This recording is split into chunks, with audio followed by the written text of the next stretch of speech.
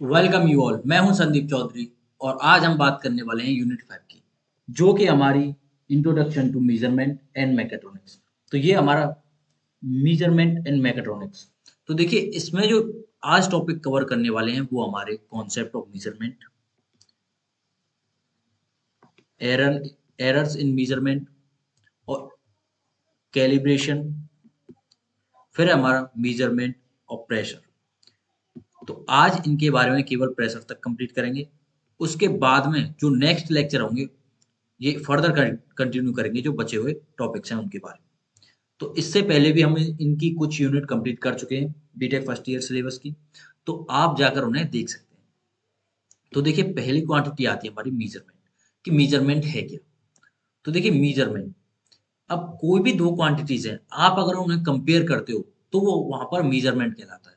जैसे आपकी किन्हीं दो लोगों की हाइट अगर कंपेयर करेंगे एक दूसरे से, तो वो होगा उसकी मेजरमेंट, कि किसकी हाइट ज्यादा है और किसकी हाइट कम है। या किन्हीं दो ऑब्जेक्ट को आप उठाकर देखें और पता कर पाएं कि किसका वेट ज्यादा है और किसका कम है। तो ये होता है हमारा मेजरमेंट, कि दो क्वांटिटीज को कंपेयर करना। अब किसी स्टैंडर्ड क्वांटिटी के रेफरेंस में कंपेयर करेंगे तो वो होगी हमारी एक्चुअल मेजरमेंट। तो देखिए, हमें क्वांटिटीज मेजर करने के लिए क्या क्या चाहिए। पहला देखिए हमारा मीजरेंट। अब मीजरेंट क्या होता है, देखिए, मीजरेंट वो होता है जिस क्वांटिटी को हम मेजर करने वाले हैं। जैसे हम किसी का वेट मेजर करने वाले हैं, तो वो जो ऑब्जेक्ट है वो हमारा मीजरेंट होगा उस टाइम। किसी की लेंथ कंपेयर करनी है, लेंथ देखनी है हमें, तो जिसकी लेंथ देखनी है, यानी रेक्टेंगल है कोई, अगर उसकी लेंथ देखनी है तो रेक्टेंगल हो गया हमारा मीजरेंट, यानी the quantity which is to be measured. फिर है हमारा स्टैंडर्ड क्वांटिटी। अब स्टैंडर्ड क्वांटिटी क्या है, कि इसके रेफरेंस में देखेंगे, इसके अकॉर्डिंग छोटी है या बड़ी है, या ये उसे रेफरेंस देगा कि कितनी बड़ी है वो हमारी क्वांटिटी, या उसका वेट कितना है। तो केवल एंगल या वेट या हाइट ये सब ही नहीं, कुछ और भी नाप सकते हैं, जैसे प्रेशर है, टेम्परेचर है। तो केवल यहाँ पर इन दो, तो देखिए दो क्वांटिटीज की जरूरत होती है। पहला मीजरेंट जिसे हम मेजर करने वाले हैं, और स्टैंडर्ड स्टैंडर्ड क्वांटिटी जिसके अकॉर्डिंग या जिसके रेफरेंस में हम उसे मेजर करेंगे। तो देखिए, दोनों को देखा, दोनों को किया हमने कंपैरिजन। ठीक है, कंपैरिजन करने के बाद मिला हमें रिजल्ट, कि वो क्वांटिटी छोटी है, बड़ी है, उसका वेट कम है या ज़्यादा है या इक्वल है, जो भी है, या हमें न्यूमेरिकल वैल्यू में ये मिल जाएगी कि कितनी छोटी है। ठीक है, तो आप समझ चुके हैं कि मीजरेंट क्या है। तो देखिए, मीजरेंट, पहला टॉपिक मीजरेंट। अब physical quantity such as length, weight and angle to be measure. जो क्वांटिटी मेजर होने वाली है या हम जिसे मेजर करने वाले हैं, वो है हमारी मेजरेंट। फिर बात करते हैं हम स्टैंडर्ड या रेफरेंस क्वांटिटी, कि जिसके रेफरेंस में हम इसे मेजर करते हैं, वो होती है हमारी स्टैंडर्ड क्वांटिटी या reference quantity. A physical quantity to which quantitative comparison are to be made which is internationally accepted. अब देखिए, जो स्टैंडर्ड क्वांटिटी है वो इंटरनेशनली एक्सेप्टेड है, और इसी क्वांटिटी के अकॉर्डिंग हम अपने मेजरेंट को मेजर करते हैं या कंपेयर करते हैं। अब देखिए, जैसे कुछ एग्जांपल्स हैं हमारे मेजरमेंट के। देखिए, ये हमारा स्केल पाउंड में हो सकता है, इंचेस में भी हो सकता है। देखिए, वेट वेट होगा, देखिए हमारा पाउंड में, स्केल हमारा इंचेस में ये वाला शो कर रहा है। ये दूसरा स्केल है जो लार्ज स्केल है, वो हमारा यार्ड में शो कर रहा है। ये कप है, इसे भी मेजर कर सकते हैं, इसमें कितनी चाय है। स्पून है, इसका वेट क्या है। ये देखिए, सेट स्क्वायर है हमारा, ये डिवाइडर है, ये गैलन। ठीक है, तो ऐसी क्वांटिटीज मतलब किसी भी टाइप में हो सकती है, आप जिसे मेजर करना चाहते हैं। अब देखिए मेजरमेंट। अब मेजरमेंट क्या है, it is the process of obtaining a quantitative comparison between a predefined standard and measurand. अब देखिए, ये भी वही कह रहा है जो अभी हम देख चुके हैं, कि कंपैरिजन करना किसी किन्हीं दो क्वांटिटीज के बीच में, जिसमें से एक पहले से हमारी डिफाइन हो, उसकी वेट या हाइट, लेंथ, या कोई भी हमारा जो उसका मेजरमेंट दे रखा है वो कितना है। और दूसरा, कि हमें उसका कुछ नहीं पता है, हमें केवल वो ऑब्जेक्ट गिवन है, उसे मेजर करना है। ठीक है, देखिए दूसरा point, measurements are always made using an instrument of some kind. अब देखिए जो मेजरमेंट होगा वो किसी न किसी इंस्ट्रूमेंट के अकॉर्डिंग ही होगा, उसी के द्वारा होगा। किसी इंस्ट्रूमेंट के बिना कोई मेजरमेंट हमारा नहीं हो सकता, वो केवल कंपैरिजन कहलाएगा। अब देखिए हम किन्हीं दो ऑब्जेक्ट्स को अगर हाइट के अकॉर्डिंग देखें तो कंपैरिजन कर पाएंगे हम, केवल मेजरमेंट नहीं कर पाएंगे। मेजरमेंट क्या होगा, एक्चुअल बता पाए कि ये इतना सेंटीमीटर लंबा है या इतना सेंटीमीटर छोटा है। अगर हम यहीं पर बता दें कि पहला वाला छोटा है और दूसरा वाला केवल लंबा है, इतना बताएं, तो ये होगा हमारा कंपैरिजन, यानी अप्रोक्सीमेट एनालिसिस।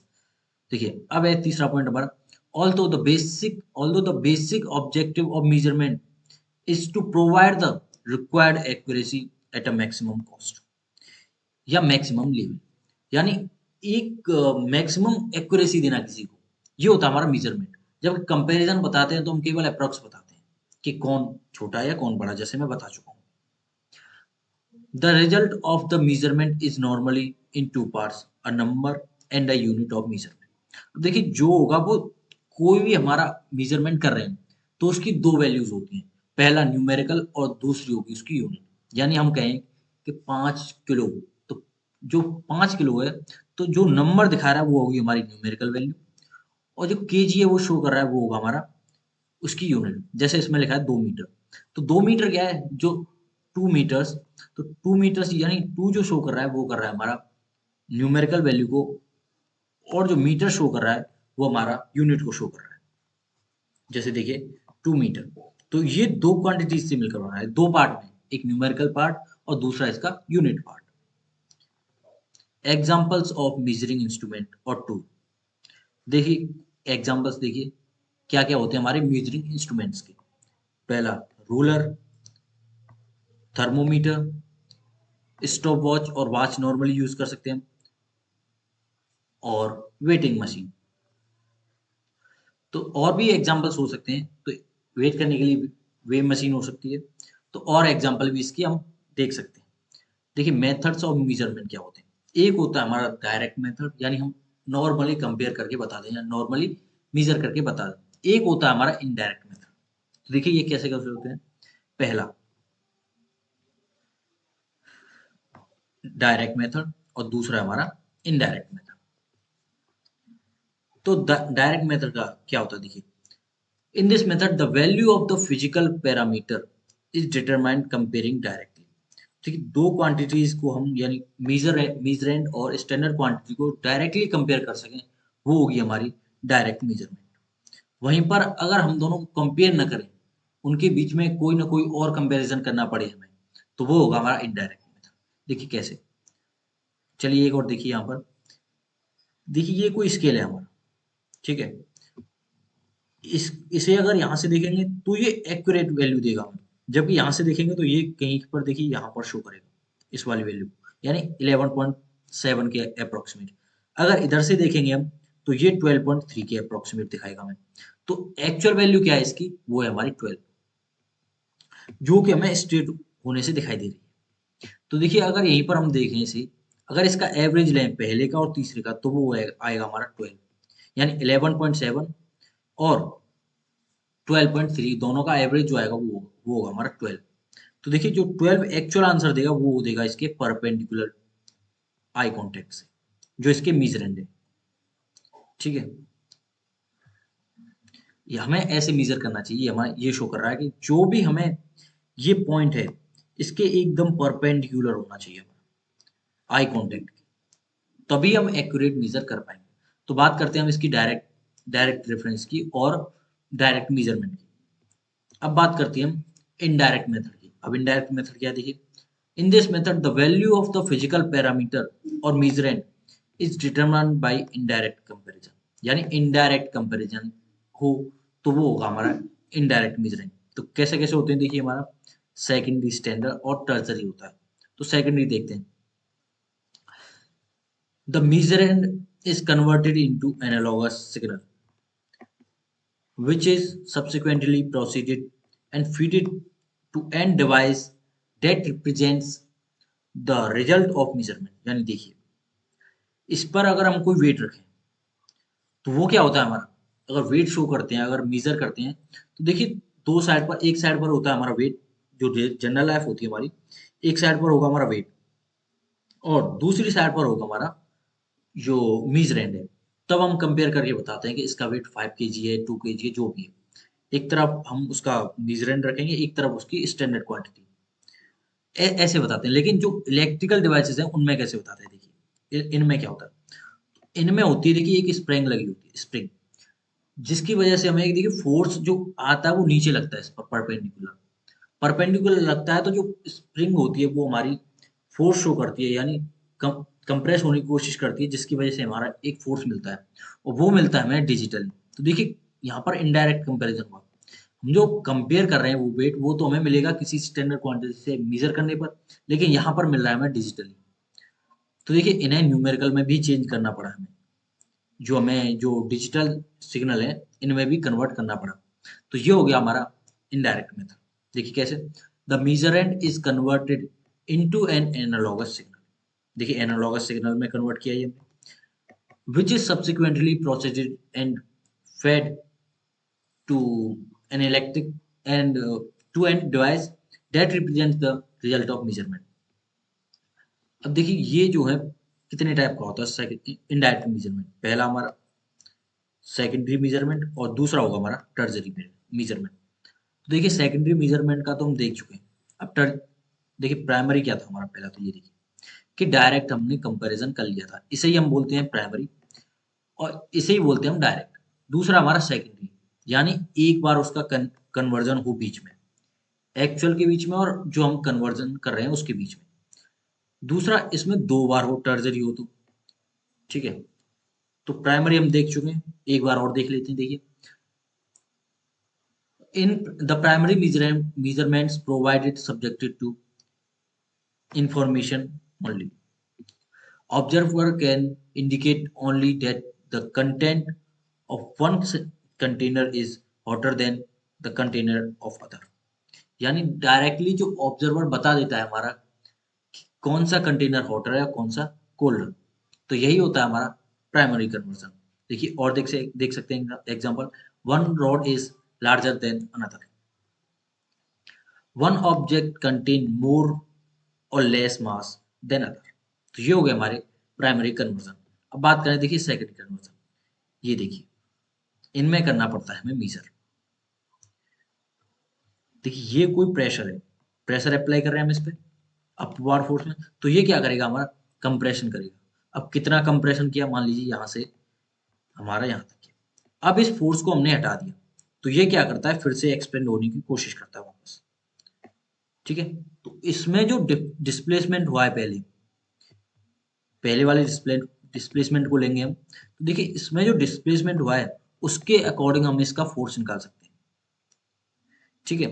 ये आप पढ़ चुके होंगे कि इसके अकॉर्डिंग अगर इसका इतना डिस्प्लेसमेंट हुआ है, जो येलो कलर है, इतना डिस्प्लेसमेंट हुआ है, तो इसके अकॉर्डिंग हम इसका फोर्स निकाल सकते हैं, जैसे जिसे हम कहते हैं एक्सटेंशन या कंप्रेशन। ऊपर अगर हमने पुश किया है तो कंप्रेशन होगा, वहीं से ऊपर पुश करने के बाद में छोड़ दिया है तो वो होगा हमारा एक्सटेंशन। तो इन दोनों से हम इसका फोर्स निकाल सकते हैं।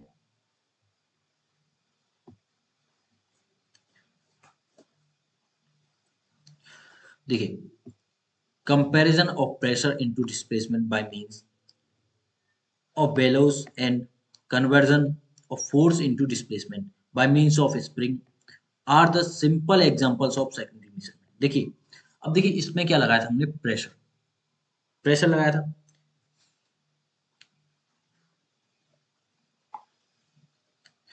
अब प्रेशर की मदद से हम प्रेशर लगाया और हमने उसे कर दिया डिस्प्लेस।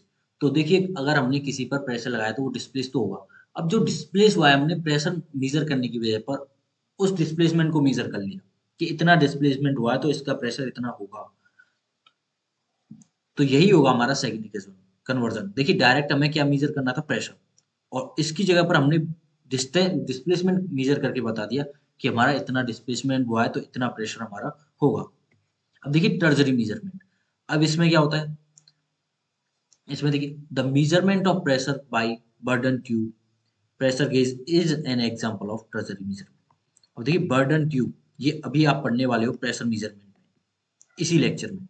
तो देखिए ये है क्या, ये हमारा टर्जरी एग्जांपल है, टर्जरी का। इसमें क्या होता है, देखिए जो आप टायर में अपनी हवा भरवाते हो, तो वो एक मेजरमेंट रखता है कि कितने पॉइंट इसकी हवा है इसमें टायर में, तो ये वही है कि कितने पॉइंट है, तो ये वही शो करता है हमारा कि इतने पॉइंट है। देखिए इसमें क्या होता है, इसमें जैसे ही हम देखिए हमारा टायर है, ये हमारा टायर है, तो इसमें अगर जैसे ही हम इसे पुट करते हैं, तो इसमें क्या होता है कि इसमें से एयर जाती है हमारी, एयर जाती है, तो ये हमारा जो एपरेटस है या पाइप है, ये हमारा एक्सपेंड करने की कोशिश करता है, जिससे ये जो पुली है हमारी, ये कनेक्टिंग रोड है, ये ऊपर आने की कोशिश करती है, और ये पॉइंटर हमें शो करता है कि हमारे कितने पॉइंट जो हवा है इसमें।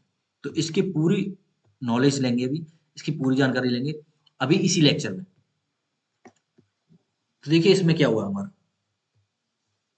कैसे कन्वर्जन, देखिए प्राइमरी यानी प्रेशर कन्वर्जन कर रहे हैं हम, देखिए किसकी मदद से, बर्नर ट्यूब की मदद से। सेकेंडरी कन्वर्जन देखिए इसमें डिस्प्लेसमेंट हुआ, किसमें, कि इसमें, ये जो हमारी ट्यूब है। फिर है हमारा इसमें रैक एंड पाइनियन, रैक एंड पाइनियन क्या है हमारा, ये रैक एंड पाइनियन, इसमें होगा तो ये शो करेगा हमें लार्ज डिस्प्लेसमेंट और पॉइंटर अगेंस्ट स्केल। देखिए पहले क्या होगा, इसमें स्केल एयर गई इस वाले पोर्शन में, ठीक है, जिसकी मदद से ये कनेक्टिंग रोड मूव करेगी और ये हमारा पाइनियन मूव करेगा। पाइनियन मूव करेगा तो उसके बाद में ये हमारी जो ये सर्कुलर पार्ट है ये रोटेट करेगा, और ये जो पॉइंटर है हमारा स्केल है, पॉइंटर बोलते हैं हम इसे, तो ये पॉइंटर शो करेगा हमें कि हमारे कितने पॉइंट हवा पहुंच चुकी है। तो ये हो गया हमारा टर्जरी मूवमेंट। देखिए कितना कैसे कैसे कन्वर्ट हो गया, पहले चाहिए हमें इसकी बर्डन ट्यूब यानी जो पाइप है, और फिर चाहिए हमें इसका पाइनियन। पाइनियन क्या है हमारा, ये वाला पार्ट, ये पाइनियन है। तो इसमें दो मेजरमेंट चाहिए हमें, या दो कन्वर्जन के बाद में हमारा हमें एक्चुअल आंसर मिलेगा, ठीक है। अब देखिए एरर से मेजरमेंट, अब एरर क्या होती है मेजरमेंट, उन्हें देखिए, एरर होती है हमारी एक्चुअल वैल्यू में से जो हम मेजर करते हैं वो वैल्यू मिले, तो एरर होगी उतनी। कैसे देखिए, अब मुझे मेजर करना है कि मेरा एक्यूरेट आंसर है कि मेरा जो स्केल है उसमें शो कर रहा है कि 15 सेंटीमीटर की कोई लेंथ है, और मैंने उसी से किसी को मेजर किया, किसी और ने उसी से मेजर किया, उसने देखा कि उस स्केल की लेंथ जो है 14.8 है। तो इसमें देखिए एरर का क्या है, एरर आया 0.2 का। 0.2 कैसे आया, देखिए 15 जो एक्चुअल वैल्यू माइनस जो मेजर्ड वैल्यू है वो देती है हमारी एरर, ठीक है। देखिए एक्चुअल वैल्यू कितनी थी हमारी 15, कि जो हमें पता है कि स्टैंडर्ड वैल्यू हमारी उसकी 15 है, एक्चुअल वैल्यू हमारी 15 होगी, हमने मेजर किया 14.2, ठीक है, 14.8, ठीक है, 14.8 किया तो कितनी में एरर आई हमारी इसमें, 0.2 की, 0.2 होगी हमारी एरर, ठीक है। आप समझ गए, मैंने देखी कोई मेजर किया और मैंने किया एक्चुअल मेजर था 15 सेंटीमीटर, और किसी और ने मेजर किया वो देखा उसने कि 14.8 है, तो हमारी इसमें एरर कितनी होगी कि एक्चुअल वैल्यू में से हम माइनस करते हैं मेजर्ड वैल्यू, तो यही होती है हमारी error. It is impossible to made measurement with perfect accuracy. देखिए ये इम्पॉसिबल है कि हम किसी भी मेजरमेंट को एक्यूरेट कर पाए। देखिए आपके पास जो स्किल्स हैं आप अपनी डेली लाइफ में यूज करते हो वो भी अप्रोक्सीमेट होते हैं, वो भी एग्जैक्ट नहीं होते।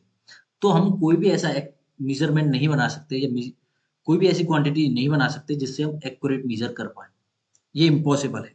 देखिए उसमें कोई ना कोई एरर आ जाती है, या तो नेचुरली एरर आ जाएगी, जैसे हमारी ह्यूमिडिटी हुई, प्रेशर हुआ या टेम्परेचर हुआ, ये हम कंट्रोल नहीं कर सकते।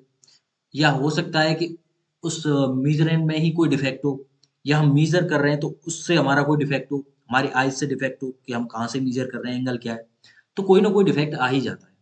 लेकिन no measurement can be made with perfect accuracy, but it is important to find out what accuracy actually is and how different errors have entered to measurement। अब देखिए ये मैं कह चुका हूँ कि हम देखिए किसी को मेजर तो एक्यूरेटली नहीं कर सकते, लेकिन हम ये तो देख सकते हैं कि मेजरमेंट में क्या डिफेक्ट आए, हम उन्हें कैसे कम कर सकते हैं, किस किस तरह की एरर्स हैं हमारी। Different types of error have entered into measurement. Errors may be arise from different sources and are classified as under। अब देखिए एरर्स कितने टाइप की होती हैं, कैसे कैसे अकर होती हैं, उन्हें देखेंगे। देखिए ये होती है हमारी तीन टाइप की। पहली हमारी ग्रॉस या जनरल एरर बोल सकते हैं हमने, फिर है हमारी सिस्टमैटिक एरर यानी सिस्टम में एरर है हमारी जो, फिर है हमारी random errors.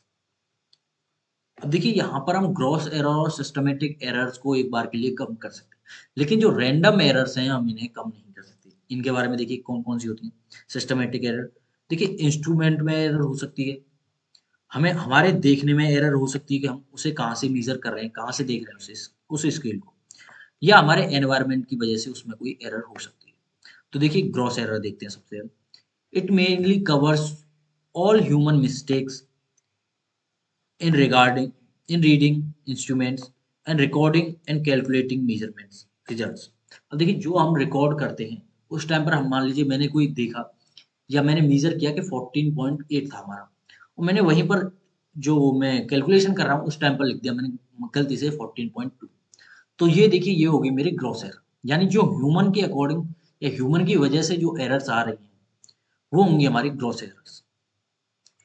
Gross error can be avoided by using suitable measures.